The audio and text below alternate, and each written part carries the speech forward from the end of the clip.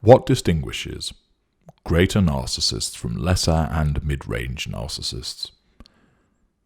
As keen listeners of my work, you know that I divide narcissists into a variety of schools and subschools. There are 4 schools: lesser, mid-range, greater, and ultra. Lesser, mid-range, and greater are divided into a variety of different subschools. One consideration that often arises is to ask, what's the difference between lesser and mid-range narcissists as compared to greater? Well, first of all, it's important to point out that there are considerable differences alongside the similarities appertaining to both lesser and mid-range narcissists. However, it is with regard to certain aspects that one is able to lump, if you will, lesser and mid-range narcissists together and identify the differences between that collective group and the greaters. First of all, the vast majority of narcissists, 99.9% of them, are lesser and mid-range. Now, there is no survey that exists that can tell us this information, but born out of my extensive experience over many years of knowing my kind and observing them, those that are in my family, those that I have come across with regard to my professional, commercial, military, political interests, those that I have observed in social settings, those that I have ensnared and utilized to my benefit, I have identified that the vast majority of narcissists are lesser and mid-range. And therefore, one distinguishing factor between the lesser mid-range group and the greaters is that greaters are extremely rare. Indeed, most of you will never, ever have anything to directly do with a greater narcissist. Many people make the mistake of thinking that they're involved with one on a personal level, that they've been ensnared by one. And in a separate video, I'll explain why people make that mistake. And invariably, it is one that is made in an honest manner, but an incorrect way. But that, as I say, is for another time. With regard to the greater narcissist, most people will have no involvement with them. They won't be in their family, they won't have been ensnared in a romantic setting. You may, of course, be on the receiving end indirectly of a greater's behaviour, for instance, in some of the pop stars that you like, or the politicians that govern your countries, or the captains of industry that perhaps head up the business or organisation that you work for. Greaters exist in those spheres, and it might be that you have met a greater where you've waited in the cold and the snow for a glimpse of a particular pop star when they exit after a concert before heading to the after-show party, and they quickly sign some autographs before disappearing in a flurry of grandiose success. But for most of you, you will have never suffered the downside of involvement with a greater. And that's just as well, because other distinguishing factors are the fact that the greaters operate in a Machiavellian way. They plot, they plan, and they calculate. Lesser and mid-range don't. They behave in an instinctive way. Their responses, although it might look like to the uneducated and emotionally thinking, affected, empathic victim that those individuals don't behave in an instinctive way, and they do behave in a calculated way, it is the case that lesser and mid-range all operate through instinct, and I've explained this in alternative videos, so I won't go over that ground again. But understand that is the case. Whereas the greater, they think about what they're going to do. They have a range of options with regard to the assertion of control. They're Machiavellian in terms of the plotting and the planning and the scheming that goes on. Greater narcissists are self-aware. They know what they are. They know that they're narcissists. They know that they get off on the provision of the responses of other people. They might not call it fuel, but given that that is the name that I have provided, since it's most apt description for that aspect of the narcissistic dynamic. However, They do know that they need the response from people. They know that they need to control people. They regard people as appliances and know that they do. They know that they manipulate. Lesser and mid-range narcissists don't know. They don't know that they're narcissists. They're not aware that they need fuel. They're not aware that they need character traits and residual benefits. They think it is for other reasons because their narcissism thinks in that way. Greaters are generally distinguished also by the fact that they operate a facade of superiority, that they are in the upper echelons of society, operating in the rarefied stratosphere, away from the little people.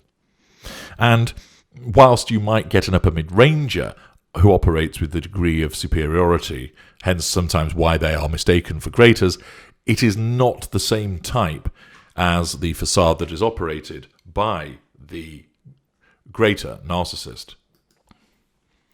A further distinguishing factor is that the narcissist, which is a greater, will have an extensive fuel matrix. There may be a primary source, there usually is. There will be numerous intimate partner secondary sources. Some will be in play, some will not.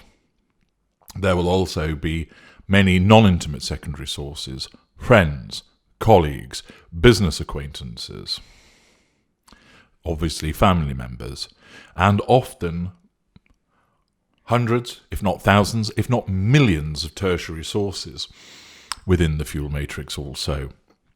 And therefore, greaters invariably have huge fuel matrices. Occasionally, this can be found with upper mid-rangers and upper lessers also, but it's usually the preserve of the greater. Another factor that appertains to the greater narcissist is the absence of tears. You might occasionally get one crocodile tear squeezed out by a female greater, but you will not see it with regard to crying in the conventional sense that would be seen by the mid-ranger, the self-pitying sobbing that goes on, the supposed crying for somebody else. With the greater, there is that steely gaze.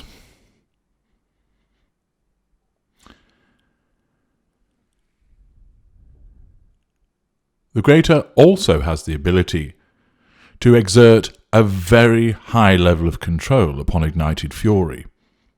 Lessers have a very low control, mid-rangers moderate, whereas the greater has the ability to keep the ignited fury in check, and not only that, but to log the transgression, the misdemeanour, the problem that has been caused by the relevant appliance, store it away, and then plot and plan to punish that individual with regard to making them pay for their transgression. Ordinarily, lesser and mid-range narcissists would act in the moment or not at all, either asserting control over the individual directly, or if that is not possible or is not effective, shifting to the second or third assertion of control. More usually, the low threshold and ignited fury of the lesser results in the outburst, or the flounce from the cold fury exhibiting mid-ranger. And then, if they do meet some kind of retribution at a later juncture against their victim, that is not because of the fact that they have sat and dwelt on it, but rather it has popped up again into their minds, and therefore in that new instance has become a threat to the control, resulting in the narcissist having to assert control afresh, even though it relates to something historic. With the greater narcissist, in effect, the distinction is that the greater narcissist, in effect, bears a grudge.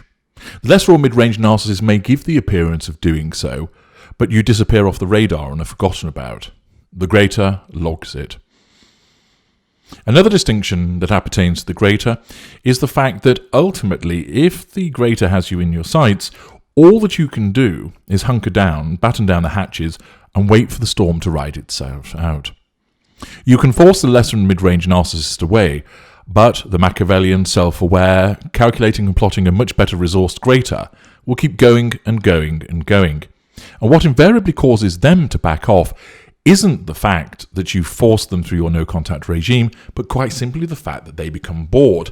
And because they have such full existences, invariably, for instance, touring or having political machinations to attend to, businesses, appearances, all of those things, that there is something else always going on in their lives that requires their attention.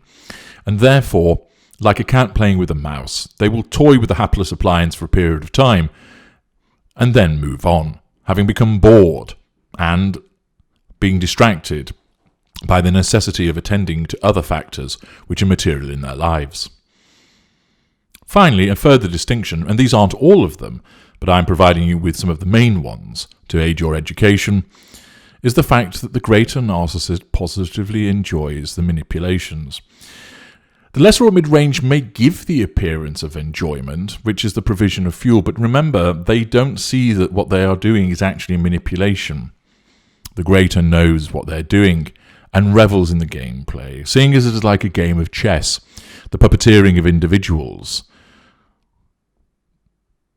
drawing delight from the fact that they can puppet that individual in a particular way, manipulate them to cause an outcome, seeing it as an art, seeing it as a craft that is to be developed and honed and exercised and cherished for the purposes of puppeteering individuals.